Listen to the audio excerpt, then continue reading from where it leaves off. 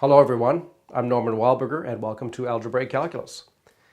In today's lectures we want to look at an important formula having to do with sums of powers. We're interested in summing things. That's essentially the heart of the integral calculus, and we're going to be interested in summing areas of polygonal regions first and then summing areas of curved regions. So these formulas, the ones on this page, and generalizations are going to play an important role in that.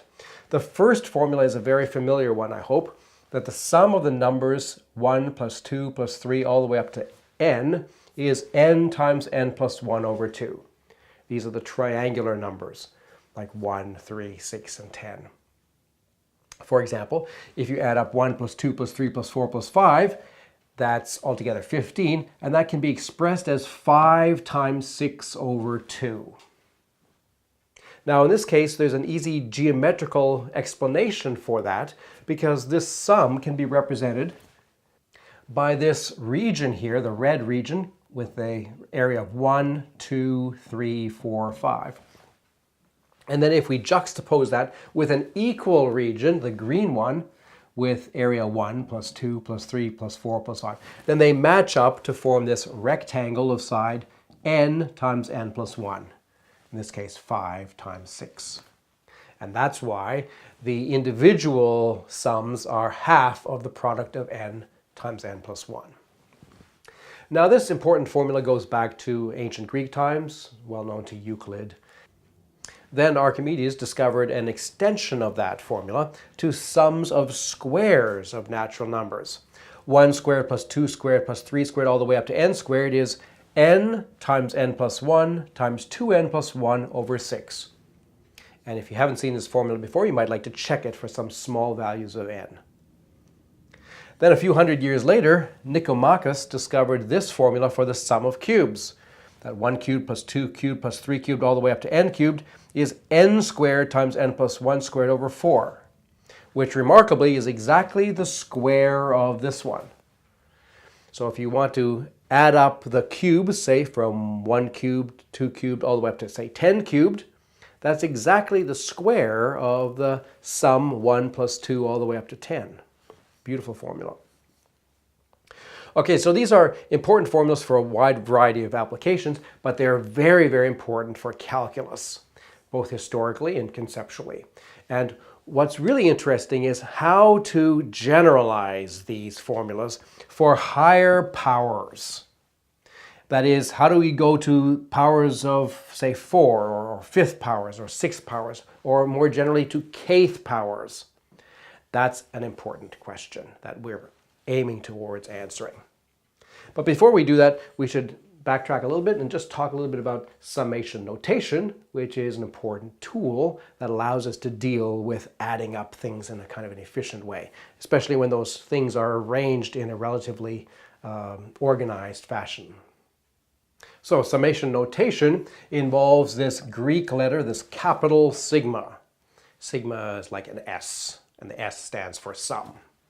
So the sum from I equals 1 to n of a sub I. What does that mean? Well, it means that we're supposing that we have some sequence a sub I, some objects, typically numbers, but maybe also polynomials or anything that we can add. And there's an a1, and there's an a2, and there's an a3, all the way up to some a sub n.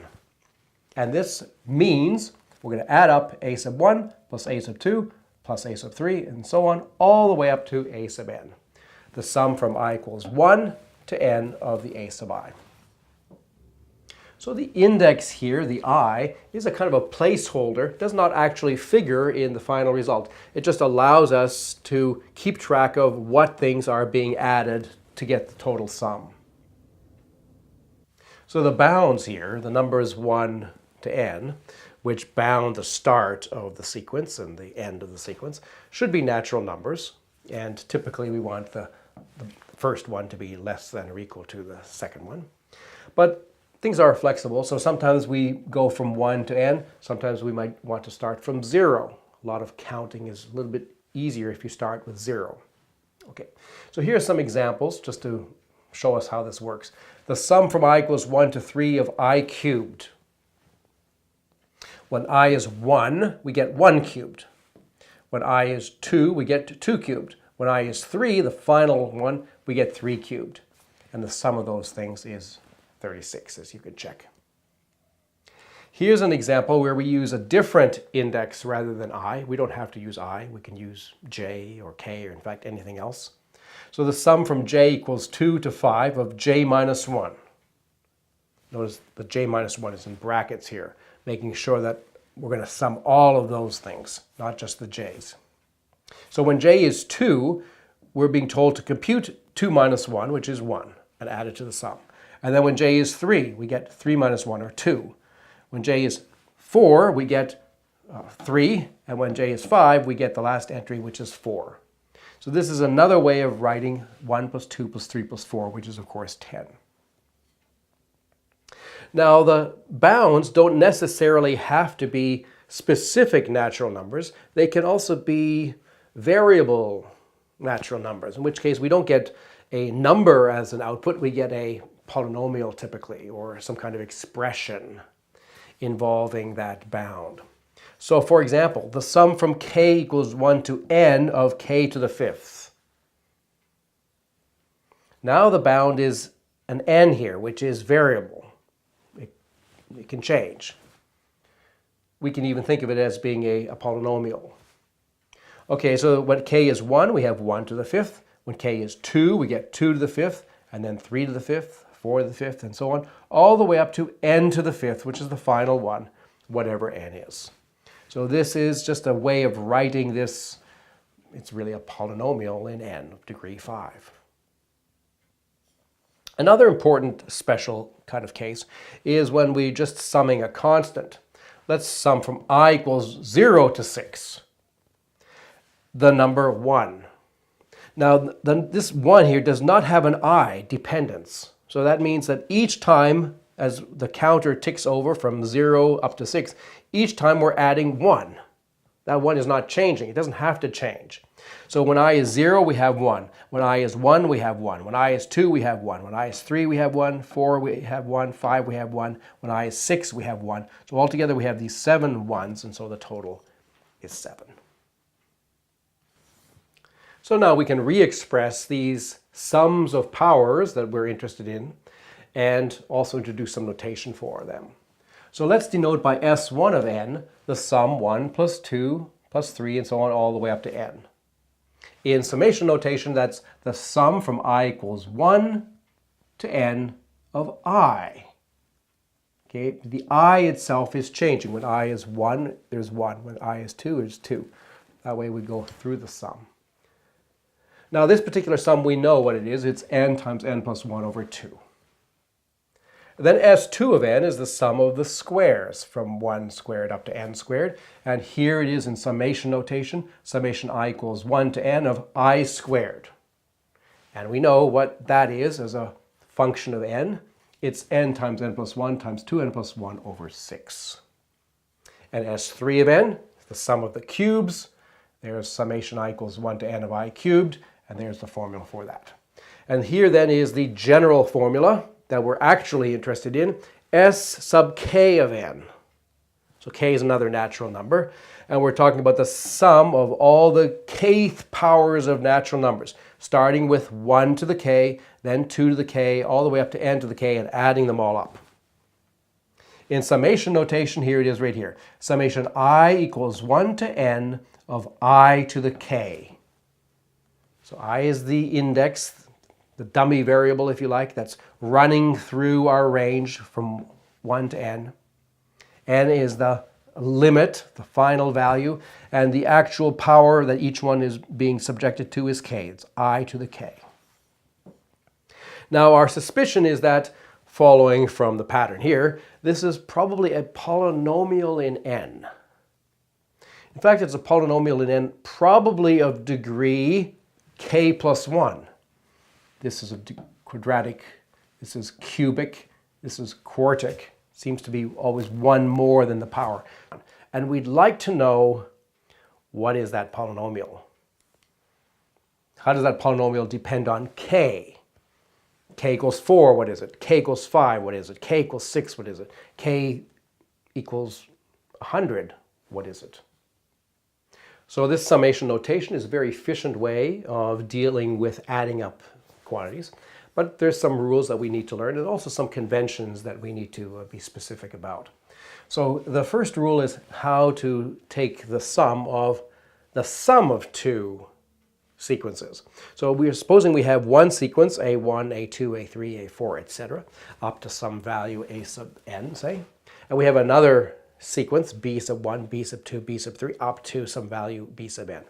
And here on the left-hand side, we're talking about the sum from I equals 1 to n of AI plus BI.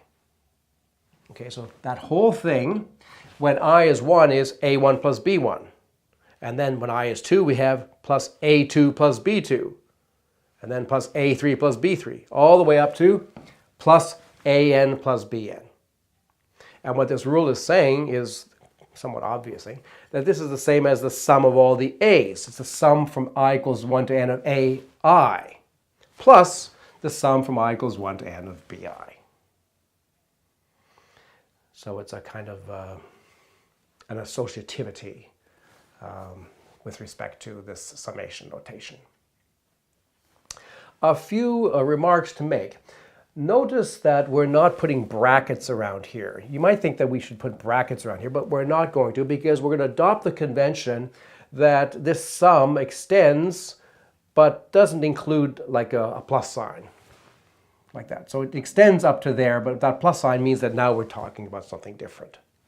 And that's also the reason why we had to put brackets around here, because if we didn't put brackets around here, then this would be interpreted simply as the sum I equals 1 to n of AI, that sum.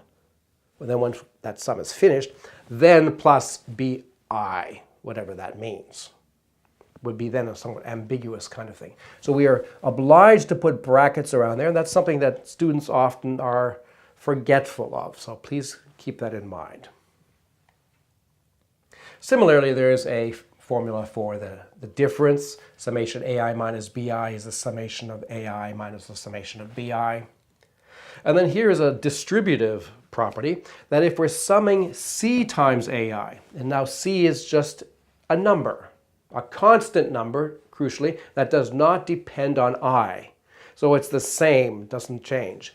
So what this really means is the sum starting with C times A1, and then add C times A2, add C times A3, all the way up to C times AN. And that common factor of C can be pulled out front, and the rule is telling us we're getting C times the sum I equals 1 to n of AI. Notice that in this case here, the summation is such that this product has precedence over the sum, so we calculate this product first. We don't have to put this in brackets. That's our agreement. And finally, kind of a special case, sum I equals 1 to n of 1 is equal to n. All right, so if there's no dependence on I, that just means that you have to add that same thing to itself as many times as the index runs over. In this case, there's n values, and so we're going to get this number 1 added to itself altogether n times for a total of n. So some simple but important rules that allow us to apply the summation notation to more complicated expressions. Now, before we get to the sums of powers that we're interested in, there's two other very fundamental and elementary kinds of series that we want to investigate. And one of them is the arithmetic series.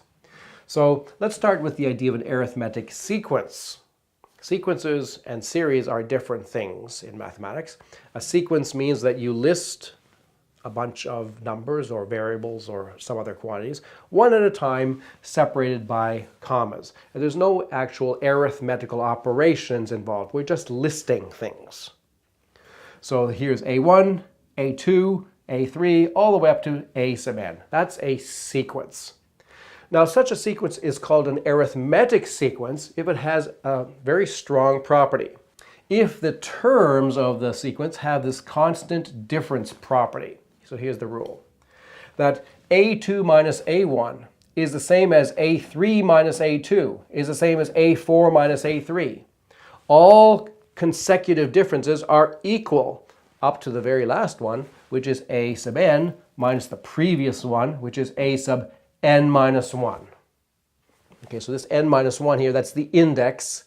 The index there is 1 less than that index there.